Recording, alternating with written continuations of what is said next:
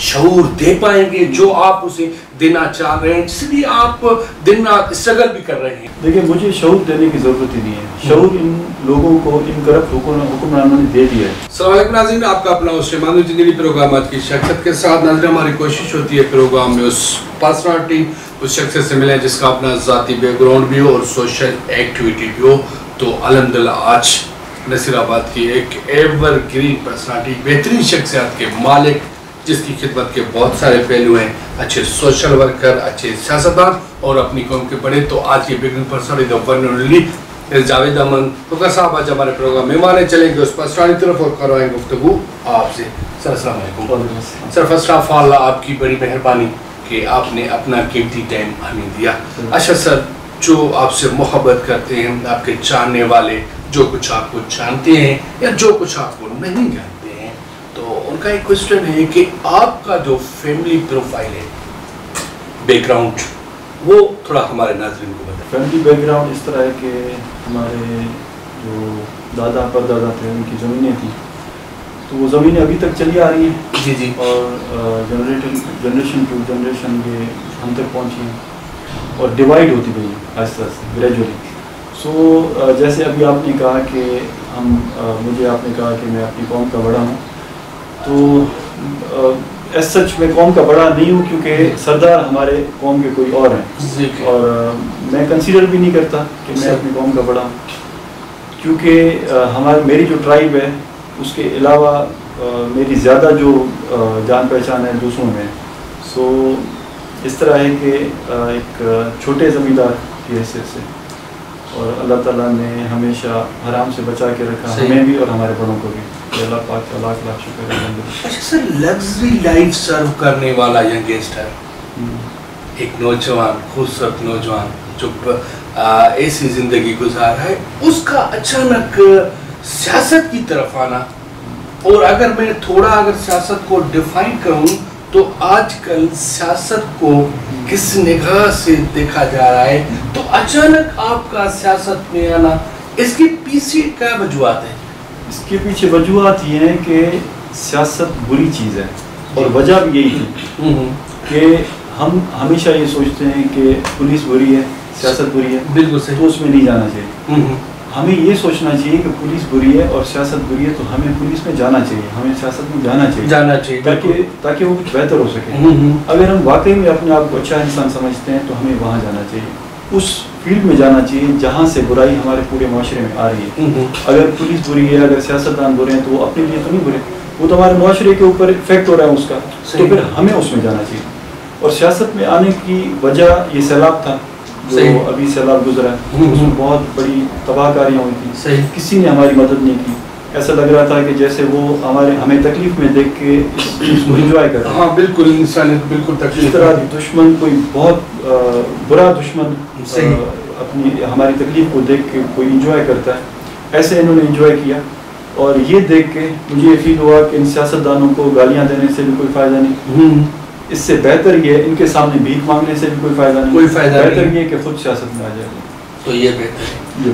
اچھا، پہلے جب سیاست کی جاتی تھی تو عبادت کی طرف سے کی جاتی تھی، لوگوں کے مسئلے مسائل حل کرنے کے لیے ان کی بیسک ڈیموکریسی والی جو بھی چیزیں تھیں ان کو دیکھ کر کیا جاتا تھا، لیکن آج کل ہر ایک بندہ سیاست میں آتا ہے، ایک شیلٹر لینا ہوتا ہے، جب بھی کوئی آفیسر ریٹائر ہوتا ہے تو فوراً سیاست میں آ جاتا ہے کہ میں شیلٹر لوں۔ تو آپ سیاست میں آئے کسی شیلٹر کی وجہ سے، یا ریئلی جینوئن ون آپ ان عوام کے لیے، ان غریب لوگوں کے لیے کرنا چاہتے ہیں، جبکہ آپ بہتر سمجھتے بھی ہیں کہ ایک بندہ کچھ بھی نہیں کر سکتا، پھر بھی آپ اسٹرگل کر رہے ہیں؟ دیکھیں، حضرت ابراہیم علیہ السلام کو نمرود نے آگ میں پھینکا، تو اس وقت ایک آگ جلائی گئی جو ایک شہر سے بڑی آگ تھی۔ صحیح، اس آگ کو بجھانے کے لیے ایک چھوٹے سے پرندے نے اپنی چونچ میں پانی ڈال کے اس کے اوپر پھینکنا شروع کیا۔ ہاں بالکل۔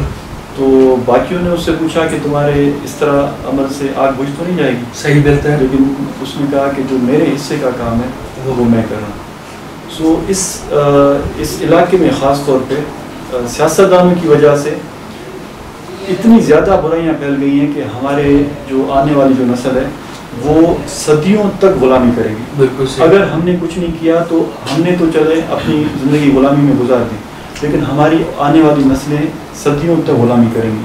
انہیں نشے کا عادی بنایا جا رہا ہے, اور امن و امان ایسی صورتحال ایسی ہے کہ جیسے یہاں پہ ابھی جنگ چل رہی ہے.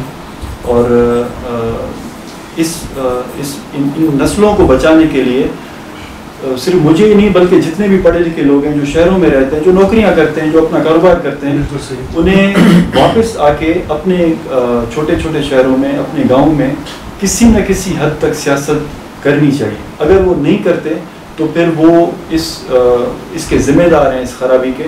وہ یہ نہیں کہہ سکتے کہ جی میں کیا کر سکتا ہوں, میں تو اکیلا ہوں, مجھ سے تو کچھ نہیں ہو پایا. سو میری مثال ہے, میں نے صرف ایمانداری کا ایک نعرہ لگایا تھا. لوگ کہتے ہیں کہ جی عوام ساتھ نہیں دیتی, عوام نے بہت زیادہ ساتھ دیا. یہ الیکشن ہم ان حکمرانوں سے جیت گئے تھے, حالانکہ ساری مشینری ان کے پاس تھی. پورا انجینئرنگ کرنے کے باوجود بھی ہم ان سے جیت گئے تھے, لیکن پھر انہوں نے رزلٹ چینج کیا, اور پھر جو یہ کر سکتے تھے فارم 45 47 والا تو یہاں پہ چکر ہی نہیں تھا, یہاں پہ تو پورے ڈبے ہی وہ لے گئے تھے. سو عوام نے بھرپور ساتھ دیے, اور ابھی تک عوام میرے ساتھ کھڑے ہیں. اچھا جاوید صاحب, آپ سمجھتے ہیں کہ آپ اس عوام کا وہ مائنڈ چینجر گیم کر پائیں گے؟ کیونکہ یہ وہ عوام ہے, آپ جہاں پر اگر تھوڑی نظر ڈال نصیر آباد کے علاقے میں, تو ایک اہم ایشو ہے پانی کا. آپ جانتے ہیں کہ نصیر آباد سٹی کو پانی بھی نہیں ہے, وہ پانی کہاں سے لے کر آ رہے ہیں وہ بھی آپ کو پتہ ہے. دوسری بات یہ کہ ایک مچھر کے کاٹنے سے انسان اور یہاں کے بچے مر رہے ہیں, آپ جانتے ہیں جو چیز پر میں.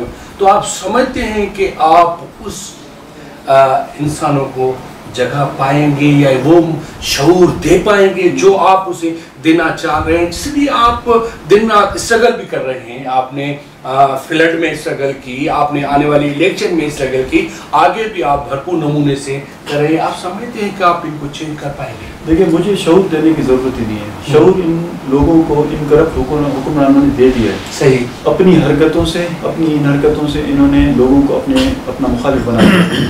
سو مجھے تو شعور دینے کی ضرورت ہی نہیں ہے. صحیح.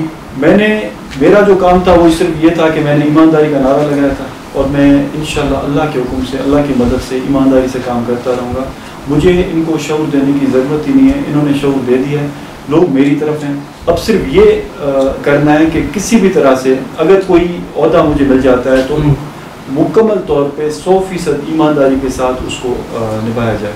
اگر ہم یہ کرنے میں کامیاب ہو جاتے ہیں تو ہم ہی نہیں بلکہ سندھ میں ہر جگہ لوگ اپنے چیئرمینس کو کہیں گے, لوگ اپنے M P As M N As کو کہیں گے کہ جی اگر وہ ایمانداری کے ساتھ چل سکتے ہیں تو آپ کیوں نہیں.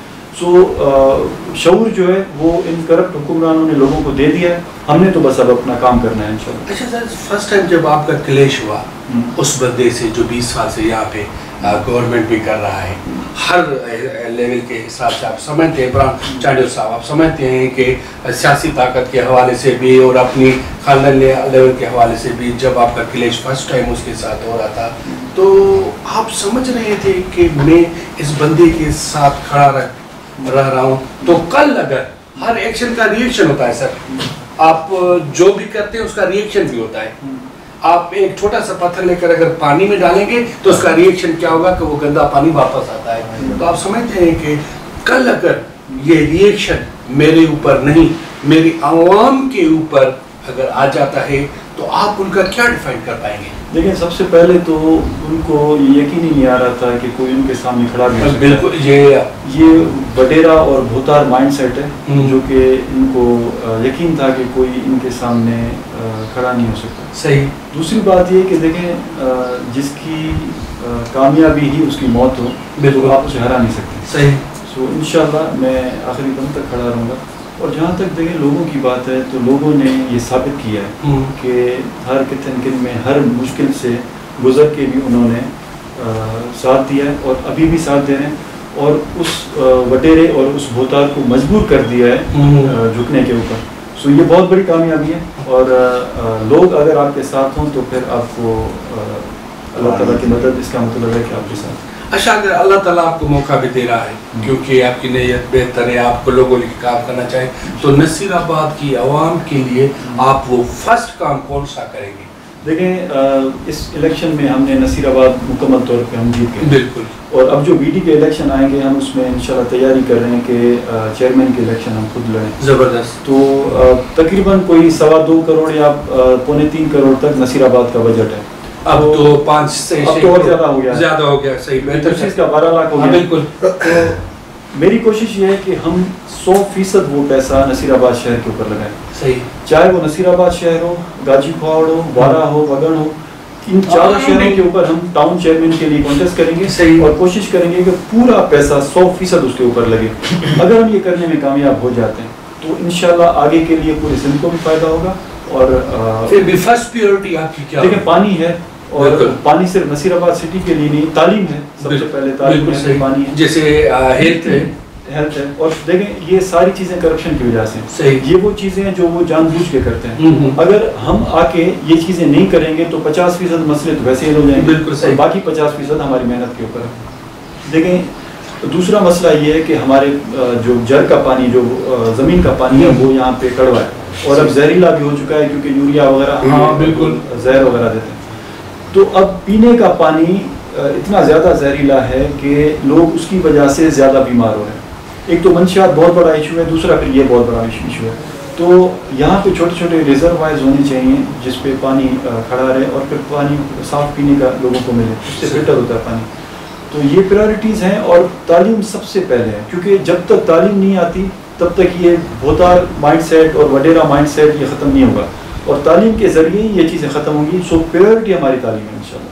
اچھا, ایک اور بھی اہم ایشو ہے یہاں پر, آپ جانتے ہیں اسے, لیکن اس پر بات نہیں ہو رہی ہے. میں کہتا ہوں کہ اس پر بات ہونی چاہیے. یہ جو مال پیڑی ہوتی ہے, کیا یہ قانون کے مطابق یہاں پہ لگائی گئی ہے؟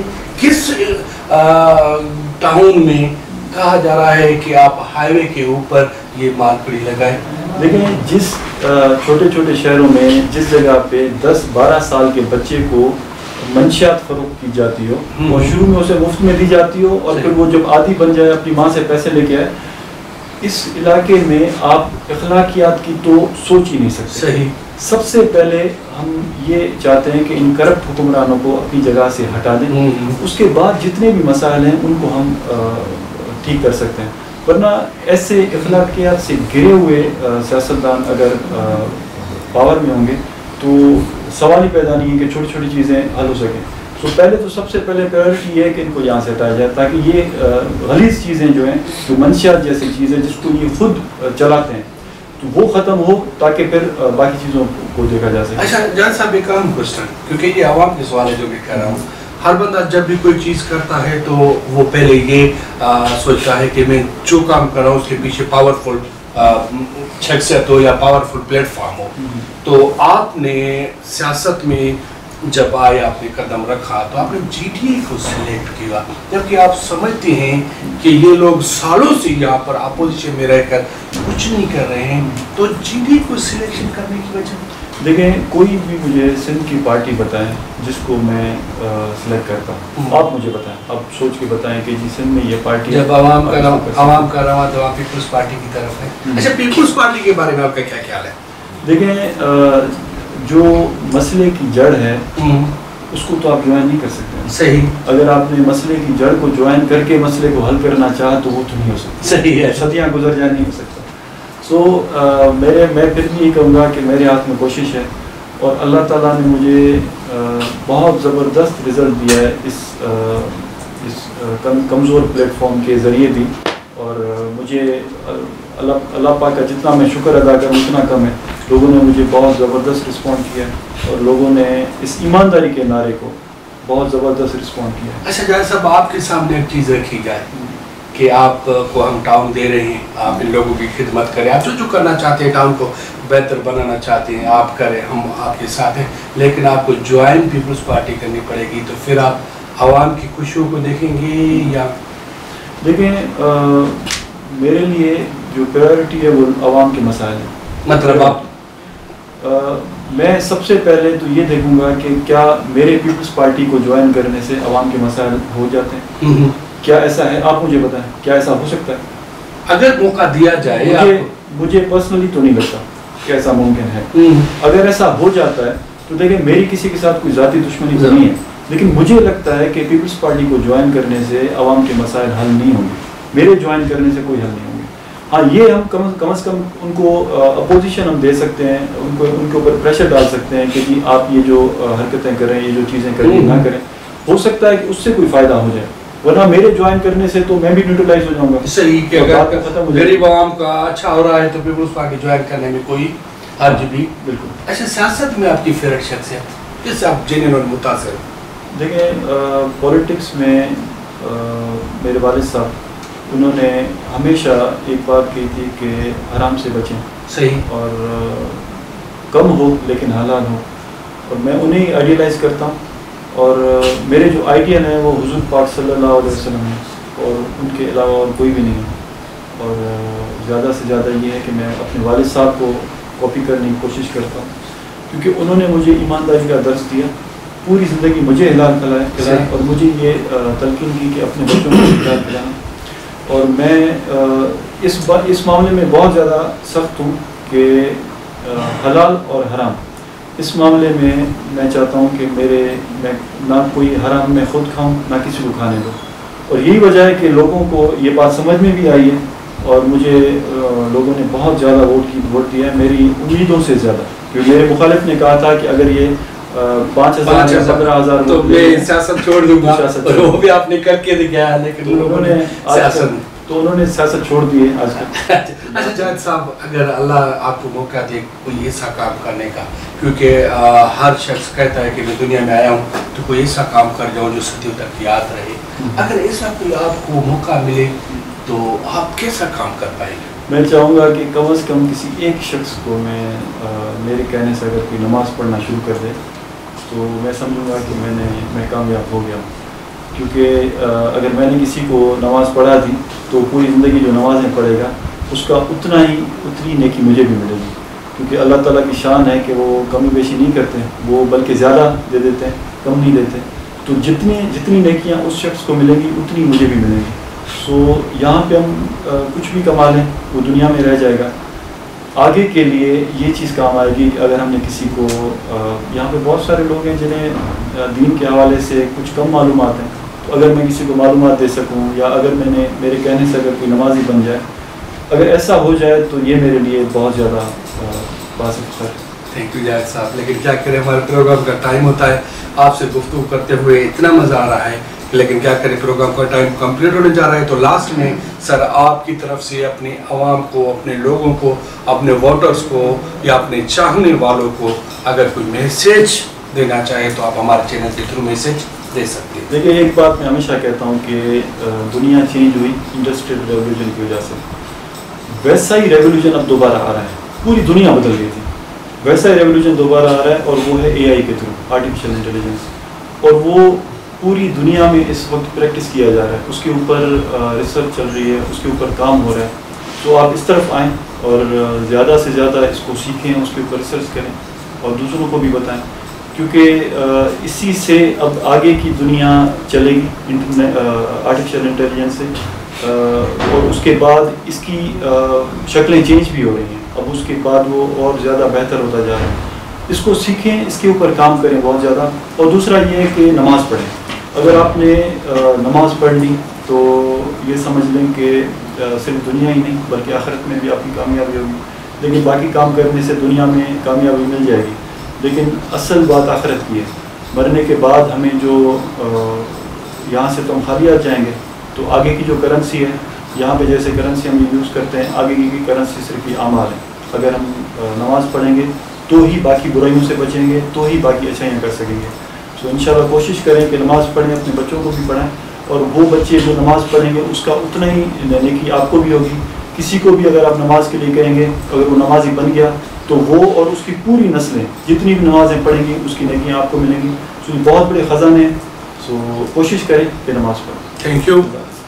ناظرین، جس شخصیت کا آپ کو انتظار تھا، کافی ماہ سے آپ کو انتظار تھا، اس شخصیت سے ہم نے آپ کو گفتگو کرائی. آپ جو سننا چاہتے تھے وہ ہم نے پورا آپ کی طرف سماعت کر دیا ہے. ناظرین، یہ وہ شخصیت ہے جس نے آتے ہی اپنے غریب عوام کے لیے لڑے اور فرسٹ ٹائم الیکشن لڑا، اور وہ یہی الیکشن تھی جو ایک MP کے سامنے لڑنا ایک بڑی بات ہے. برہان خان چانیو کے ساتھ تو آج کی شخصیت اور مجھے ایک خوبصورت شعر کے ساتھ دیجیے گا اجازت کا کاج نہیں ہوتا ہر پل بھی راج نہیں ہوتا رہے سر پر ہمیشہ دنیا میں ایسا کوئی تاج نہیں ہوتا wish you all the best Pakistan زندہ باد